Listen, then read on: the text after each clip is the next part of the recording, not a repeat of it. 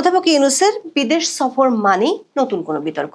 Nobel বিজয়ীর বিদেশ সফরে, বিশেষ করে যুক্তরাষ্ট্র সফরে আপনারা পেতে পারেন নতুন সংজ্ঞা বা নতুন এমন কিছু যা নিয়ে জন্ম নিবে অপার বিস্ময়ের। গত বছর এমন দিনে তার সেই মাস্টার মাইন্ডকে পরিচয় করিয়ে বিশ্বব্যাপী বেশ সাড়া ফেলে দিয়েছিল। পরে তো তা নিয়ে সে কি লঙ্কা কাণ্ড।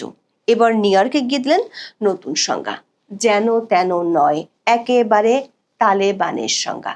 অধ্যাপক ইউনূস মনে করেন তালেবান, যাদেরকে ইসলামী জঙ্গি গোষ্ঠী বলে সন্দেহ করা হয়, তাদের দাঁড়িয়ে থাকতে হয়।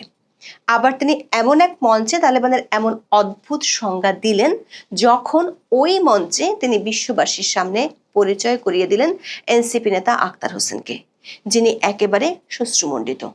আবার সেই অনুষ্ঠানের হোস্ট, এশিয়া সোসাইটির প্রেসিডেন্ট এবং সিও বর্ষিয়ান নারী কিয়াং হুয়া কাং এর সাথে হ্যান্ডশেক না করে নতুন বিতর্কের জন্ম দিয়েছেন এনসিপির এই নেতা।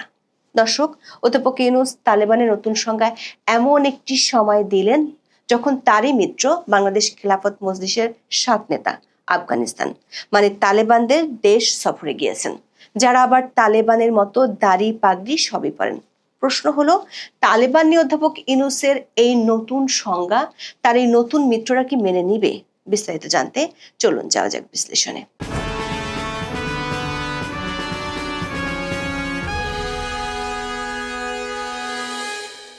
ক্ষমতায় আসার 1.5 মাসের মধ্যে গত বছর জাতিসংঘ সাধারণ পরিষদের 79তম অধিবেশনে গিয়েছিলেন অধ্যাপক ইউনূস।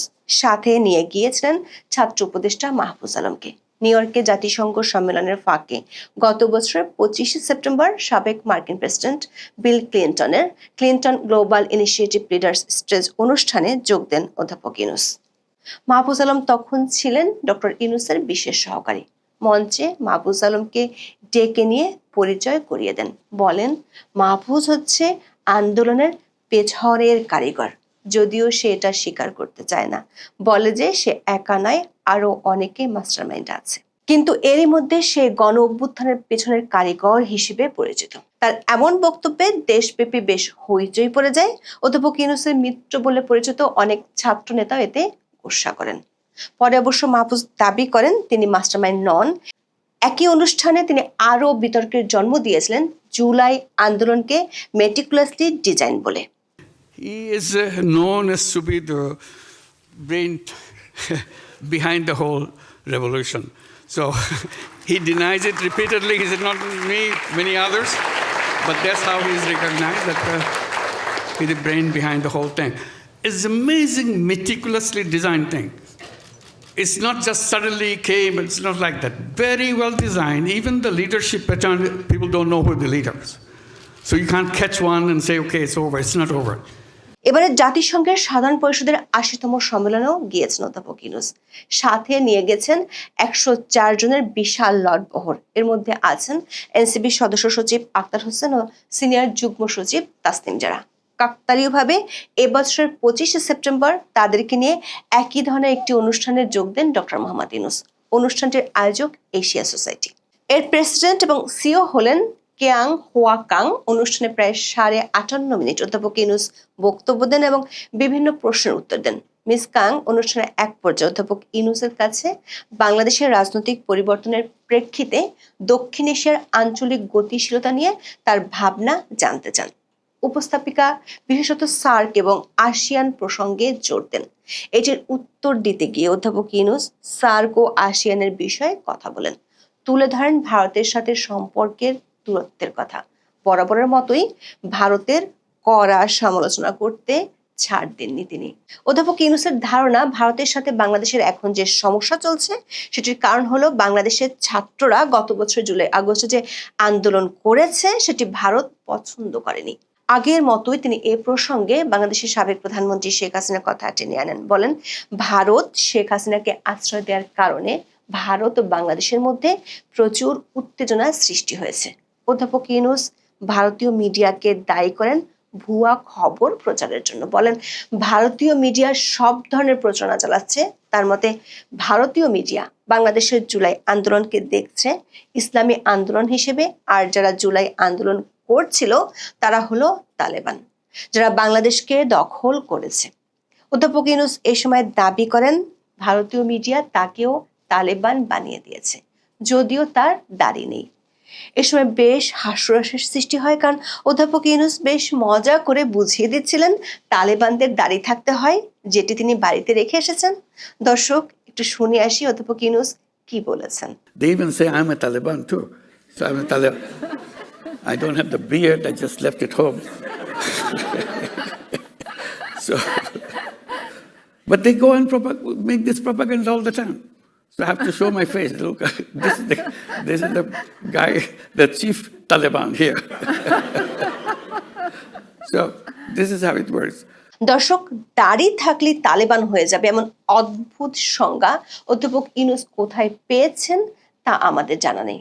আন্তর্জাতিক বিভিন্ন জার্নালে প্রকাশিত নিবন্ধ যদি আপনারা ঘাঁটেন তাহলে দেখবেন তালিবান বা তালেবান বলতে সাধারণত আফগানিস্তানের একটি ইসলামপন্থী রাজনৈতিক ও সামরিক গোষ্ঠীকে বোঝানো হয়। দর্শক, অধ্যাপক ইউনূস তালেবানের এই অভিনব সংজ্ঞা দেওয়ার মিনিট 10 আগে ওই মঞ্চে পরিচয় করিয়ে দেন তার দুই সফর সঙ্গীকে। এই দুজন হলেন এনসিপি সদস্য সচিব আক্তার হোসেন এবং সিনিয়র যুগ্ম সদস্য সচিব তাসনিম জারা। সামাজিক মাধ্যমে অনেকে প্রশ্ন তুলেছেন, অধ্যাপক ইউনূস তালেবানের যে সংজ্ঞা দিয়েছেন সেটি সত্যি হলে তারই সফর সঙ্গী কি একই গোষ্ঠীর লোক? তবে অধ্যাপক ইউনূসের সংজ্ঞার চেয়ে বেশি আলোচিত হচ্ছে আক্তার হোসেনের একটি আচরণ। পরিচয় করিয়ে দেওয়ার জন্য যখন মঞ্চে ডাকা হলো, আক্তার হোসেন প্রথমে অধ্যাপক ইউনূসের সাথে হ্যান্ডশেক করেন। তারপর উপস্থাপিকা ক্যাং হোয়াকেং হাত বাড়িয়ে দিলে আক্তার হোসেন হ্যান্ডশেক করতে অনীহা জানায়, এর বদলে সম্ভাষণ জানায়, যেটি সাধারণত তালেবান ও কট্টর ইসলামী নেতারা করে থাকেন। তালেবান নেতারা নারীদের সাথে হ্যান্ডশেক করেন না। অনেকেই সামাজিক মাধ্যমে বলছেন জনাব আক্তারের এমন আচরণে এনসিপির মতাদর্শ পরিষ্কার হয়ে গেছে, যদিও তাসনিম জারা অধ্যাপক ইউনূসের সাথে হ্যান্ডশেক করেছেন। দর্শক, অধ্যাপক ইউনূস তালেবানের নতুন সংজ্ঞা দিতে গিয়ে তালেবানদের দাড়ি থাকা বাধ্যতামূলক বলে যে বৈশিষ্ট্য যোগ করেছেন তাতে বিপাকে পড়েছেন তার অনেক দেশীয় মিত্র। বিশেষ করে তিনি এমন এক সময় বক্তব্যটি দিয়েছেন যখন তার মিত্র বলে পরিচিত বাংলাদেশের হেফাজত ইসলামী ও খেলাফত মজলিসের নেতারা ঠিক আফগানিস্তানি সফরে আছেন। গত 17 সেপ্টেম্বর তালেবান সরকার আমন্ত্রণে আফগানিস্তান গিয়েছেন বাংলাদেশের হেফাজতে ইসলামের নেতারা। হেফাজতের প্রতিনিধি দলে সংগঠনের নায়েবে আমির মাওলানা আব্দুল হামিদ, যুগ্ম মহাসচিব মামুনুল হক সহ 7 জন আছেন। সেখানে তারা আফগানিস্তানের ইমারাতে ইসলামিয়া বা তালেবান সরকারের প্রধান বিচারপতি, পররাষ্ট্রমন্ত্রীর সঙ্গে বৈঠক করেছেন তালেবান সরকারের শ্রম ও সমাজ কল্যাণ বিষয়ক মন্ত্রী মোল্লা আব্দুল মানান ওমারির সাথে। দর্শক, মোল্লা আব্দুল মানান ওমারি হলেন প্রয়াত তালেবান প্রধান মোল্লা ওমরের ভাই।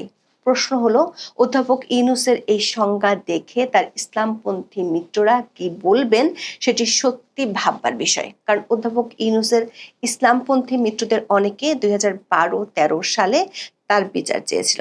2012 সালে আফ্রিকার দেশ উগান্ডার সরকার সমকামিতাকে উৎসাহ দেওয়ার অভিযোগ তুলে 38টি মানবাধিকার সংগঠনকে নিষিদ্ধ করেছিল।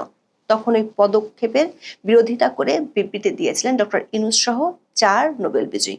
এরপর বাংলাদেশের কিছু ইসলামপন্থী নেতা অধ্যাপক ইউনূসকে গ্রেপ্তারের দাবি জানিয়েছিল। তারা ইউনূস সেন্টার ঘেরার হুমকিও দিয়েছিল। তবে গত বছরের 5 আগস্টের পর বাংলাদেশে ফাঁসির দণ্ডপ্রাপ্ত অনেক জঙ্গি জেল থেকে পালিয়ে গেছে। এমনকি গত 1 বছরে 350 জঙ্গি জামিনে মুক্ত হয়েছে। অধ্যাপক ইউনূসের শাসনামলে ইসলামপন্থীদের একটি গ্রুপ মাজার ভাঙছে, সাধুদের উপর হামলা চালাচ্ছে প্রতিনিয়ত, তাদেরকে ধরে চুল দাড়ি কেটে দিচ্ছে, এমনকি তাদের কেউ কবর তুলে লাশ তুলে জ্বালিয়েও দিয়েছে। এত সহিংসতার পরও অধ্যাপক ইউনূস ও তার সরকার জঙ্গিদের ছায়াও দেখতে পান না। এগুলোকে তারা দেখেন প্রেসার গ্রুপ হিসেবে। সেই প্রেসার গ্রুপ যদি তালেবানের নতুন সংজ্ঞায় খেপে যান তখন হয়তো পরিস্থিতি